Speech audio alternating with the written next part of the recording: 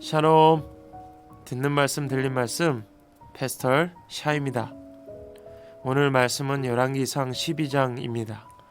26절과 27절을 읽겠습니다. 그런데 여로보암의 마음에 잘못하면 왕국이 다시 다윗 가문으로 돌아갈지도 모른다는 생각이 들었다. 이 백성이 예루살렘에 있는 주님의 성전으로 제사를 드리려고 올라갔다가 그들의 마음이 그들의 옛 주인인 유다왕 르호보암에게로 돌아가게 되는 날이면 그들이 자기를 죽이고 유다왕 르호보암에게 돌아갈지도 모른다는 생각이 들었다. 아멘.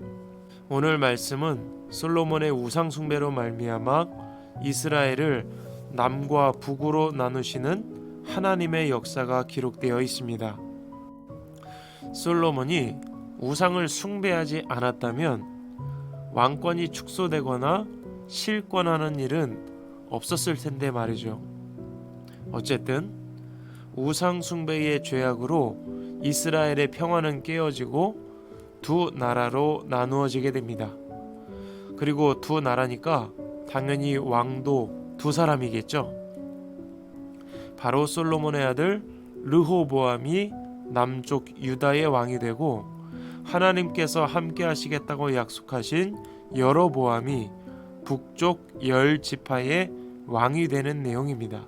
하나님께서 여로보암에게 선지자를 보내 왕으로 삼으시겠다고 말씀하셨고 이를 알게 된 솔로몬이 그를 죽이려 하여 이집트로 도망을 가게 됩니다.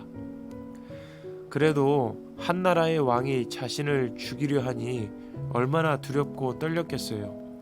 마음도 몸도 힘이 들고 어려웠을 겁니다. 그러다가 솔로몬이 죽었다는 소식을 듣고 여로보암이 이스라엘로 복귀합니다. 이스라엘 사람들도 하나님께서 여로보암을 왕으로 세우실 것이라는 소식을 들었나 봅니다. 그래서 여로보암이 복귀하자마자 그를 데리고 르호보암 왕을 찾아가서 이렇게 이야기합니다. 솔로몬 왕이 우리에게 중노동과 과도한 세금을 내게 하였는데 르호보암 왕이여 이것을 좀 줄여주십시오. 그러면 우리가 임금님을 섬기겠습니다. 그런데 르호보암 왕이 신하들의 여러 의견을 듣더니 이런 결론을 내려요. 아닙니다. 나는 솔로몬 왕보다 더 극심한 노동과 세금을 거두어서 여러분을 더 힘들게 할 것입니다. 이렇게 선포합니다. 이런 이야기를 좋아할 사람이 어디에 있겠어요. 그래서 이스라엘 12지파 중에 10지파가 여로보암을 중심으로 똘똘 뭉쳐 반역을 일으키게 되고 북이스라엘을 세우게 됩니다. 그리고 르호보암은 남쪽 유다 지파와 베냐민 지파만 다스리게 되죠. 이곳을 우리는 남유다 왕국이라 부릅니다. 그러니까 이스라엘이 남유다, 북이스라엘로 나뉘게 된 것이죠. 우연처럼 보이지만 그렇지 않습니다. 이 모든 것이 주님의 뜻이라 성경은 기록합니다. 그런데 문제는 그 다음이었습니다.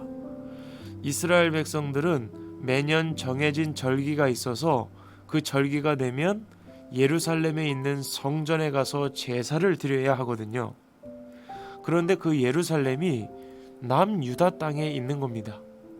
그러니까 북이스라엘 사람들도 매 절기마다 남유다 땅으로 가야 하는 거예요. 이제 여로보암의 마음에 걱정이 되기 시작합니다. 북이스라엘 사람들이 남유다 땅에 갔다가 르호보암에게 마음을 빼앗겨 우리 다시 통일하자, 르호보암에게로 돌아가자라고 할까봐 두려웠던 겁니다. 분명 하나님께서 이 나라를 나뉘게 하시고 여로보암에게 다스리게 하시면서 하나님의 계명과 율법을 지키면 내가 너와 함께하겠다 약속하셨는데 여로보암이 그 약속을 믿지 못했던 것이죠. 두려움에 떨었습니다. 그래서 예루살렘 성전에 가지 않으면서도 절기를 지킬 방법을 생각하다가 결국에는 남쪽과 북쪽에 제단을 쌓아두고 금송아지를 만들게 됩니다.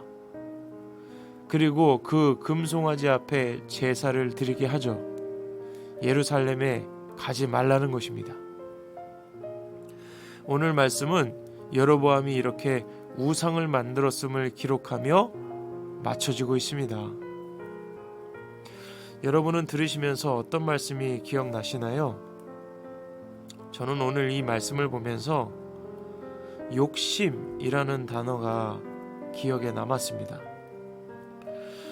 여로보암은 하나님의 전적인 은혜로 왕이 되었습니다. 거저받은 은혜이고 북이스라엘 백성들 또한 여로보암의 백성이 아니라 하나님의 백성입니다. 그런데 그 백성과 나라를 자기 소유로 생각했고 빼앗길까 두려워했던 것이죠. 아마도 여로보암의 입장에서는 오랜 시간 이집트에서 피신 생활을 했기 때문에 이제 때가 되어 받은 합당한 보상이라 생각했을 수도 있습니다. 내가 얼마나 오랫동안 이 순간을 기다렸는데 한순간에 빼앗길 순 없지. 그러나 분명한 사실은 여로보암이 왕이 될 수 있었던 것은 전적인 하나님의 은혜였다는 것입니다. 그러나 여로보암의 마음에 욕심과 자기의가 자리 잡게 되었고 그 욕심은 우상 숭배로 이어졌습니다. 이쯤에서 야고보서 1장 15절 말씀이 생각납니다. 욕심이 잉태한즉 죄를 낳고 죄가 장성한즉 사망을 낳느니라. 지금 내게 주어진 자리, 내게 주어진 일, 내게 주어진 사람들, 내게 주어진 자녀, 내게 주어진 재산, 내게 주어진 생명, 이 모든 것이 나의 노력의 결과물이기도 하지만 하나님께서 베푸신 은혜의 결과이기도 한 것입니다. 여로보암은 하나님께서 주신 것을 자신이 이룬 것으로 보았고 욕심이 자라나 결국 우상 숭배의 죄를 짓게 됩니다. 그래서 저는 오늘 나의 나된 것이 모두 주님의 은혜임을 고백하자 결단하게 되었습니다. 죽을 죄인이 영원한 천국을 소망하게 된 것도 주님의 은혜, 죽을 죄인이 하나님의 자녀가 된 것도 주님의 은혜, 내게 주신 풍요와 부요도 주님의 은혜입니다.